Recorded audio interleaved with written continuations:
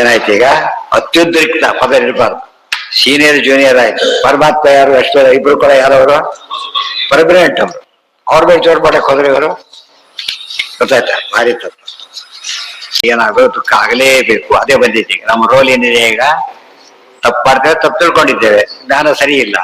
ಅತಿ ದೊಡ್ಡ ತಪ್ಪು ದೇವರೇ ಅಂತ ತಿಳ್ಕೊಡು, ದೇವರೇ ಸಮ ಅಂತ ತಿಳ್ಕೊಡು, ದೊಡ್ಡವರೇ ಸಮ ಅಂತ ತಿಳ್ಕೊಡು. ಇವರೆಲ್ಲ ಗೌತಮಾದಿ ಪಾಂಡವರು ಮಾಡಿದ ಭಾರಿ ದೊಡ್ಡ ಪಾಪ ಅಲ್ಲ ನಮ್ಮ ದೃಷ್ಟಿಯಿಂದ. ವಶಿಷ್ಠರ ಸಾಮ್ಯ ಬಯಸಿದ್ರು ಅಷ್ಟೇ ಅವ್ರು. ಅಷ್ಟಕ್ಕೆ ಎಂತ ಶಿಕ್ಷೆ ಅವ್ರಿಗೆ ಗೊತ್ತಾಗಿತ್ತು. ನಹುಷ ಹಾಗೇನೆ ಇನ್ನೊಂದು ಈಕ್ವಲ್ ಅನ್ಕೊಡಕ್ ಹೋದ, ಬಾಜಿಗಾರ ಭೂಮಿ ಬಿಡ್ಬೇಕಾಯ್ತು. ಗೊತ್ತಾಯ್ತಾ? ಇಷ್ಟಿಷ್ಟೇ ತಗೊಂಡ್ಬಿಟ್ರೆ ಇನ್ನು ಉಳಿದ ಪಾಪ ಎಷ್ಟೇ ಇರ್ಬೋದು. ದೊಡ್ಡವ್ರು ಮಾಡಿದ ಸಣ್ಣ ಪಾಪ ಇದ್ದ ಲೆಕ್ಕ. ಸುಮ್ಮನೆ ವಾರಣ ಮಾಡಿಬಿಡಬಹುದು ಅಂತ ಅನಿಸುತ್ತೆ ನಮ್ಗೆ. ಅಲ್ಲ, ಡೇಂಜರ್ ಇದೆ, ಡೇಂಜರ್ ಅಷ್ಟೇ. ಅರ್ಥ ಆಯ್ತಾ? ಅದನ್ನ ತಿಳ್ಕೊಂಡ್ರೆ ಈ ನಾನೇ ದೇವರು. ಅದೇ ಕತೆ ಹೋಗ್ತಾರೆ ಇವ್ರು, ಮಹಾಭಾರತ ಕಥೆನ ಈ ಎಸೆನ್ಸ್ ಬಿಟ್ಟು ಬಿಡ್ತಾರೆ. ಸಾಮ್ಯ ಒಪ್ಲಕ್ ಬರುತ್ತಾ ಇಲ್ಲಿ? ಇಲ್ಲ. ಐಕ್ಯ ಅಂತೂ ಯೋಚನೆ ಮಾಡಕ್ಕೂ ಬರೋದಿಲ್ಲ. ಸ್ವಯಂಭೂ ರೀತಿ ಮುಂದೆ ಹೇಳ್ತಾರೆ. ಮಹಾಂಧೇ ಪಾತ ಐತಿ ಅಧಿಷ್ಠ ಐತಿ. ಇಷ್ಟೊತ್ತು ಬಂತಲ್ಲ ಪ್ರೀತಿ. ಯಾರು ದ್ವೇಷ ಮಾಡ್ತಾರೋ ಅವ್ರ ಮೇಲೆ, ನಿಂದೆ ಮಾಡೋ ಮೇಲೆ ದ್ವೇಷ, ಭಕ್ತಿ ಮಾಡೋ ಪ್ರೀತಿ ಹೇಗೆ ಬರುತ್ತೋ ಇಲ್ಲಿ ಅವ್ರು ಆ ರೀತಿ ಹೇಳೋದ್ರಿಂದ ಏನ್ ಮಾಡ್ತಾರೆ ಅಂದದ್ದು ಸಾಗತ್ತ ಅವರಿಗೆ ಅಂತ ಹೇಳಿ. ಇವರಿಗೆ ಮುಕ್ತಿ ಆಗೇ ಆಗತ್ತೆ. ಸ್ವಯಂಭೂ ರೀತಿ ವಿಷ್ಣು ಜಗತ್ವಾ ತ್ವಿರಿಂಚ ಉಚ್ಯತೆ. ಸ್ವಯಂಭೂ ಅನ್ನೋ ಪದ ಬಂದಿದೆ ಎಲ್ಲಿ? ಉಪನಿಷತ್ತಿನಲ್ಲಿ. ಸ್ವಯಂಭೂ ಅಂತ ಪದ ಬಂದಿದೆ. ಅದಕ್ಕೇನು ಅರ್ಥ ಮಾಡಬೇಕು ಅಂತ ಪ್ರಶ್ನೆ ಈಗ. ಸಾಮಾನ್ಯ ಸ್ವಯಂಭೂ ಶಬ್ದಕ್ಕೆ ಅರ್ಥ ಏನಿದೆ? ಸ್ವಯಂಭೂ ದೇವರು ವಿಷ್ಣು ಸಹಸ್ರಾದಲ್ಲಿ ಬರುತ್ತದೋ ತಾನಾಗಿ ಪ್ರಾದುರ್ಭೂತನಾದವನು ಅಂತೇಳಿ. ಆದ್ರೆ ಇಲ್ಲಿ ಸ್ವಯಂಭೂ ಅಂದ್ರೆ ಅವರಲ್ಲ, ವಿಷ್ಣು ಜತ್ವ ಬ್ರಹ್ಮದೇವರಿಗೆ ಹೆಸರಿದೆ. ಸ್ವಯಂ ಅಂದ್ರೆ ವಿಷ್ಣು, ಸ್ವತಂತ್ರ, ಅವರಿಂದ ಹುಟ್ಟಿದವರು. ಅಜ, ಆ ಅಜ ಸ್ವಯಂಭೂಯಿಂದ ಹುಟ್ಟಿದವರಾದ್ರಿಂದ ಇಲ್ಲಿ ಬ್ರಹ್ಮದೇವರು ಅಂತ ಅರ್ಥ ಮಾಡ್ಕೋಬೇಕು ಅಂತ ಅರ್ಥ. ಮುಖ್ಯಾರ್ಥದಲ್ಲಿ ಎಲ್ಲ ದೇವರ ಪರ ವಿಚಾರ ಬೇರೆ. ಈ ಅರ್ಥದಲ್ಲಿ ಬ್ರಹ್ಮಪರ. ನಹಿ ವಿರಿಂಚಾದೇವ ವಿರಿಂಚೋ ಜಾತಃ.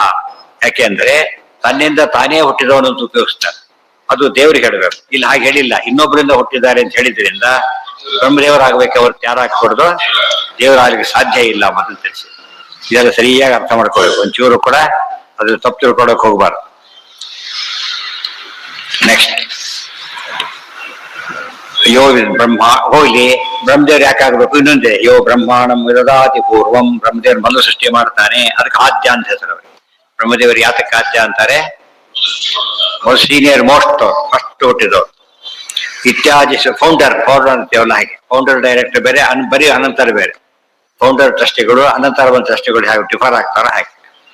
ಆತ್ಮ ಭಗವಾನ್, ಇಲ್ಲಿ ಆತ್ಮ ಶಬ್ದಕ್ಕೆ ಭಗವಾನ್ ಅಂತ ಅರ್ಥ. ಆತ್ಮನಿಂದ ಹುಟ್ಟಿದವರು ಅಂದ್ರೆ ಸ್ವಯಂಭೂರಿಂದ ಹುಟ್ಟಿದವರು ಅಂತ, ಬ್ರಹ್ಮದೇವರು ಅಂತ ಅರ್ಥ. ತಥೋ ಅಲ್ಲೇನಿದ್ರೆ ಆತ್ಮ, ಐತದಾತ್ಮ ಅಂತ ಪದ ಬಂದಿದೆ, ಅದೆಲ್ಲ ಉಪಯೋಗಿಸ್ಬೇಕಾಗಿದೆ ಈಗ. ಐತದಾತ್ಮ ಶಬ್ದಕ್ಕೆ ಇಷ್ಟೆಲ್ಲ ಅರ್ಥ ಹೇಳ್ತಾರೆ. ಆತ್ಮ, ಆತ್ಮಭೂಹು, ಏತದಾತ್ಮ ಎಲ್ಲ ತಗೊಂಡು ಯಾರು ಅಂತ ಅರ್ಥ ಆಗ್ಬೇಕು ಅದಕ್ಕೆ. ಆತ್ಮ ಭಗವಾನ್, ತಥೋ ಭೂತತ್ವಾತ್ ಆತ್ಮಭೂಹು. ಪರಮಾತ್ಮದಿಂದ ಹುಟ್ಟಿದ್ದಕ್ಕೆ ಏನಂತ ಹೆಸರು ಅವರಿಗೆ? ಬ್ರಹ್ಮದೇವರಿಗೆ ಆತ್ಮಭೂಹು ಕೊಟ್ಟು ಸ್ವಯಂಭೂ ಅಂತ ಅರ್ಥ. ಸ್ವಯಂ ಅಂದ್ರೆ ಆತ್ಮ, ಇದು ಸಖೀಯ, ಆತ್ಮೀಯ. ಸ್ವ ಶಬ್ದಕ್ಕೆ ಆತ್ಮ ಅಂತ ಅರ್ಥ ಇದೆ. ದತ್ತಂ ದುರ್ವಾಸಸಂ ಸೋಮಂ ಆತ್ಮೇಶ ಬ್ರಹ್ಮ ಸಂಭವಾನಿತಿ ವಚನ. ಆತ್ಮ ಶಬ್ದಕ್ಕೆ ಬ್ರಹ್ಮದೇವ್ ಹೀಗೆ ಅರ್ಥ ಯಾಕೆ ಮಾಡಬಾರದು? ಅವರಿಂದ ಹುಟ್ಟಿದವರು ಇಲ್ಲ, ಶ್ರುತಿ ವಿರುದ್ಧ. ಇವ ಬ್ರಹ್ಮಾಂಡಂ ವಿಧಾತಿ ಶ್ರುತಿ ಹೇಳ್ತಾ ಇದೆ. ಜೊತೆಗೆ ಆತ್ಮ ಶಬ್ದಕ್ಕೆ ದೇವರು ಅಂತ ಅರ್ಥ ಹೇಳಲೇಬೇಕು. ಭಾಗವತ ಕೋಟ್ ಮಾಡ್ತಾರೆ. ಅನಸೂಯ ಮೂರು ಮಕ್ಕಳನ್ನ ಹೆತ್ತಲು ಯಾರ್ಯಾರವರು? ದತ್ತಂ ದುರ್ವಾಸಸಂ ಸೋಮಂ. ದತ್ತಾತ್ರೇಯ, ದುರ್ವಾಸರು, ಚಂದ್ರ. ಯಾರವರು? ಆತ್ಮೇಶ ಬ್ರಹ್ಮ ಸಂಭವ. ಈಶಾ ರುದ್ರದೇವರು, ಬ್ರಹ್ಮ ಬ್ರಹ್ಮದೇವರು. ಆತ್ಮ ಯಾರು ಹಾಗಿದ್ರೆ? ಇದು ಯಾವ ಅನುಮಾನ ಅಂತಾರೆ ಇದಕ್ಕೆ? ಪರಿಶೇಷ. ಯಾಕೆ ಇರೋ 3 ಜನದಲ್ಲಿ ಇವ್ರ ಹೆಸರು ಗೊತ್ತಿದೆ ನಮಗೆ, ಇನ್ನೊಬ್ರು ಗೊತ್ತಿಲ್ಲ. ಯಾರಾಗ್ಬೇಕು ಅವರು? ವಿಷ್ಣು ಅಷ್ಟೇ. 3 ಜನ ಅಂತ ಹೇಳ್ಬಿಟ್ಟಿದ್ದಾರೆ ಮೊದಲೇ. 3 ಜನದಲ್ಲಿ ಆತ್ಮ, ಬ್ರಹ್ಮ ಮತ್ತು ಸೋಮ ಅಂತ ಹೇಳಿದ ಮೇಲೆ ಬೇರೆ ಆಗ್ಲೇಬೇಕಲ್ಲ. ಇದೆಲ್ಲ ಓದಿದ್ರೆ ಉಪಯೋಗ ಬರೋದು. ಯುಕ್ತಿಯಿಂದ ಮಾಡೋದು ಹೇಗೆ ಅಂತ ತಿಳ್ಕೊತಾರೆ. ಇದು ಉಪಪತ್ತಿ, ಉಪಸಂಹಾರಾದಿಗಳು ಯಾಕೆ ಉಪಯೋಗಿಸ್ಬೇಕು? ಈ ರೀತಿ ಉಪಯೋಗಿಸ್ಬೇಕು. ಆಗ ತತ್ವ ಸಮನ್ವಯ ಅಂತ ಅರ್ಥ ಆಗುತ್ತೆ. ಸಂಭವಾತ್, ಸಂಭವಾನಿತಿ ವಚನ. ಆ ಇತಿ ವಿಷ್ಣು ತಜ್ಜಾತತ್ವಾತ್ ಅಜಃ ಇತಿ ಬ್ರಹ್ಮ ಇತ್ಯಾದಿ ಶ್ರುತೆ. ತಾ ಅಂದ್ರೆ ವಿಷ್ಣು, ಜ ಅಂದ್ರೆ ಅಜ. ವಿಷ್ಣು ಅಜ ಇದ್ದಾನೆ. ಅಜೋ ನಿರಂಜನ ಕಾಮಜನಕ ಕಂಜಲೋಚನ ಅಜಾತ. ಅಜ ಅಂದ್ರೆ ಏನಲ್ಲಿ? ಆದ್ರೆ ತಾನು, ಅಂದ್ರೆ ತಾನೇ ಸ್ವಯಂಭೂ ಆತ್ಮಮಾಯಯ. ಇಲ್ಲಿ ಅಜ ಅಂದ್ರೆ ಬ್ರಹ್ಮದೇವರು. ಆತನಿಂದ ಹುಟ್ಟಿದವರು. ಆಮೇಲೆ ವಾಸುದೇವಾತ್ ಪರೋ ನೈವ ಬ್ರಹ್ಮಶಬ್ದೋ ಜಿತೋ ಭವೇತ್ ಇತ್ಯಾದಿಶ್ಚ. ಮುಖ್ಯವಾಗಿ ಬ್ರಹ್ಮಶಬ್ದ ಯಾರನ್ನು ಹೇಳ್ಬೇಕು? ಯಾವಾಗಲೂ ವಾಸುದೇವನ್ನೇ ಹೇಳ್ಬೇಕು, ಬೇರೆ ಯಾರು ಅಲ್ಲ. ಅತಃ ಸ್ವಶಬ್ದೋ ವಿಷ್ಣುವೇವ ಪ್ರಸಿದ್ಧ. ಸ್ವ ಅಂದ್ರೆ ವಿಷ್ಣು ಅಂತ ಅರ್ಥ. ತತಃ ಸ್ವಮಪೀತೋ ಭವತೀತಿ ಯುಜ್ಯತೆ. ಅಪ್ಯಯೋ ನಾಮ ಅವಿಜ್ಞೇಯತ್ವೇನ ಪ್ರವೇಶ. ಅಪ್ಯಯ ಅಂದ್ರೆ ಪ್ರತಿ ಸ್ವಾಪ ಅಂತ ಹೇಳ್ತೇವೆ. ಗೊತ್ತಿಲ್ಲದೆ ದೇವರ ಹತ್ರ ಹೋದ್ರೆ ನಿದ್ರೆ, ಗೊತ್ತಿದ್ದು ದೇವರ ಹತ್ರ ಹೋದ್ರೆ ಅದು ಮುಕ್ತಿ. ಇಷ್ಟೇ ಡಿಫರೆನ್ಸ್. ಗೊತ್ತಾಯ್ತಾ? ಡೈಲಿ ನಮಗೊಂದು ಯೋಚನೆ ಮಾಡಬೇಕು. ಬಹಳ ಸುಸ್ತಾಗ್ಬಿಡುತ್ತೆ. ಎಷ್ಟು ಒಳ್ಳೇದು ಕೊಟ್ಟು ಊಟಕ್ಕೆ ಕರೆದು ಬರೋದಿಲ್ಲ, ಆ ಸ್ಥಿತಿ ಬಂದ್ಬಿಡ್ತಾರೆ. ಕಾಫಿ ಕೊಟ್ಟರು ಕುಡಿಯೋದಿಲ್ಲ, ಅಷ್ಟು ಸುಸ್ತಾಗ್ಬಿಟ್ಟು. ಅದಕ್ಕಿಂತ ಮೀರಿ ಸುಖವನ್ನು ಕಾಣುತ್ತೆ ಅವನಿಗೆ. ಯಾವುದು? ಮಲ್ಕೋಬೇಕು. ನನಗೆ ಮಲ್ಕೋಬೇಕು ಅಂತ ಯೋಚನೆ ಮಾಡ್ತಾರೆ. ನಂಗೆ ಅದಾಗಲ್ಲ. ಎಷ್ಟೋ ದಿನ ಅಡಿಗೆ ಹೊತ್ತು ಮಲ್ಕೊಂಡ್ಬಿಟ್ಟಿರುತ್ತೆ. ಎಬಿಸಿರಿ ಹೇಳಲ್ಲ ಅವ್ರು, ಹೇಳಕ್ಕಾಗಲ್ಲ ಅಂತ ಹೇಳ್ಬಿಟ್ಟು. ಯಾಕೆ? ಬೇರೆ ಸುಖದಲ್ಲಿದ್ದಾನ ಅವನು. ಯಾವ್ದದ್ದು ನಮಗೆ ಗೊತ್ತಿಲ್ಲ. ದೇವರತ್ರ ಹೋಗಿದ್ದಾನ, ಸುಖ ಭಾರಿ ದೊಡ್ಡದು ಅಂತ. ನಿದ್ರೆಗೆ ಯಾತಕ್ಕ ಸುಖ ಕೊಡೋ ಶಕ್ತಿ ಇದೆ. ದೇವರತ್ರ ಹೋಗಿದ್ದಕ್ಕೆ. ದೇವಸ್ಥಾನಕ್ಕೆ ಹೋಗಿ ಬಂದ ಮೈಂಡ್ ಫ್ರೆಶ್ ಆಗಿರೋದಿಲ್ಲ. ಆ ಟೈಪ್ ದೇವರತ್ರ ಹೋಗಿ ಬಂದ್ರೆ ಈ ತಾನೇ ದೇವಸ್ಥಾನಕ್ಕೆ ಹೋಗಿ ಬಂದಿದ್ದೀನಿ ಅಂತ ಅವ್ರು ಹೇಳ್ತಾ ಒಂದು ಮಾಡೋ ಖುಷಿಯಿಂದ ಹೇಳ್ತಾರಲ್ಲ. ಹೇಳ್ದಾಗ ಒಂಥರ ಖುಷಿಯಿಂದ ಹೇಳ್ತಾರೆ. ಆದ್ರೆ ಕುಡಿದು ಮಲಗಿದ್ದಾರೆ ಹೇಳಕ್ ಬರೋದಿಲ್ಲ. ಸಹಜವಾಗಿ ಮಲಗಿದ್ರೆ ಮಾತ್ರ. ನ್ಯಾಚುರಲ್ ಸ್ಲೀಪ್ ಬೇರೆ, ಇದೆಲ್ಲ ಇಂಡಿವಿಜುವಲ್ ಅವೆಲ್ಲ ಉಪಯೋಗ ಇಲ್ಲ.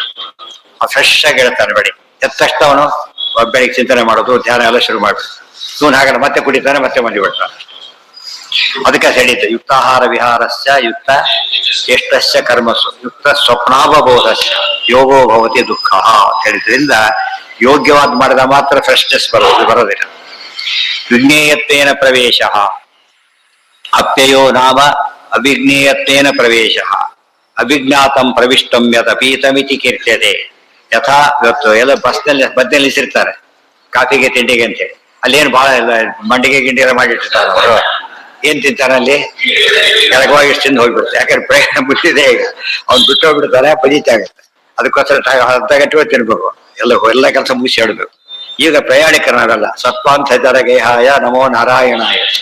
ದಾರಿಯಲ್ಲಿ ರೆಸ್ಟ್ ಹೌಸ್ ಇದ್ದಾಗ ಇವೆಲ್ಲ ಕೂಡ ಟೂ ಮಚ್ ಮಾಡಬಾರ್ದು. ಎಷ್ಟಿರ್ಬೇಕು? ಎಷ್ಟು ಬೇಕೋ ಅಷ್ಟೇ.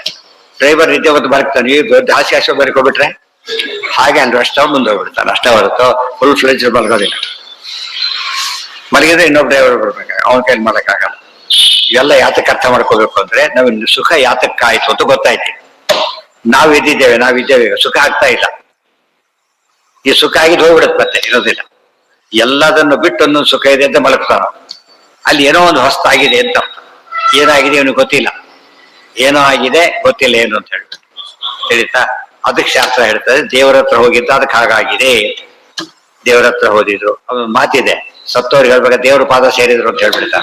ಅದೊಂದು ಕಾನ್ಸೆಪ್ಟ್. ಅದು ಆಕ್ಚುಲಿ ದೇವ್ರ ಪಾದ ಸೇರಿಲ್ಲ ಅವನು, ಇಲ್ಲಿಂದ ಹೋಗಿದ್ದಾನೆ ಅಂತ ಅಷ್ಟ ಅನ್ವಯಗಳೇ ಹೇಳ್ತೇವೆ ಅಷ್ಟೇನೆ. ಯಾವ್ದು ಮುಕ್ತಿ ಯೋಗ್ಯ ಕಂಡವರಿದ್ದ ಅಲ್ಲಿ ಹೋಗಿದ್ದಾರೆ ಅಂತ ಹೇಳ್ತಾರೆ. ಪರಿಶುದ್ಧರಾದ ಮುಕ್ತರಾಗಿದ್ದಾರೆ ವೇದವ್ಯಾಸರು ಹೇಳಿ ಕರೆ ತೋರಿಸಲಿಲ್ಲ. ರಾಮಾಯಣ ನಿರ್ಣಯದಲ್ಲಿ ಬಂದಿದ್ದಾರೆ ಕಥೆಗಳು. ಅಲ್ಲಿಗೆ ನಾಳೆ ದಿವಸ ಮುಂದಿನ ಪಾಠ. ಅಲ್ಲಿ ಪ್ರತಿಯೊಂದನ್ನು ಬಿಡಿಸಿ ಹೇಳ್ತಾರೆ. ಅರ್ಥ ಮಾಡಬೇಕು, ತೋರಿಸ್ತಾರೆ. ಇದನ್ನ ನಾವು ಇಲ್ಲಿಗೆ ನಿಂತ್ಕೋಬಾರ್ದು. ಎಲ್ಲ ಶುಚಿವಾಕ್ಯ ಅರ್ಥ ಅಪ್ಲೈ ಮಾಡ್ತಾ ಹೋಗ್ಬೇಕು. ಈ ರೀತಿ ಮಾಡ್ಬೇಕು. ಅಲ್ಲಿಗೆ ಸ್ಟಾಪ್ ಮಾಡಿರ್ತಾರೆ.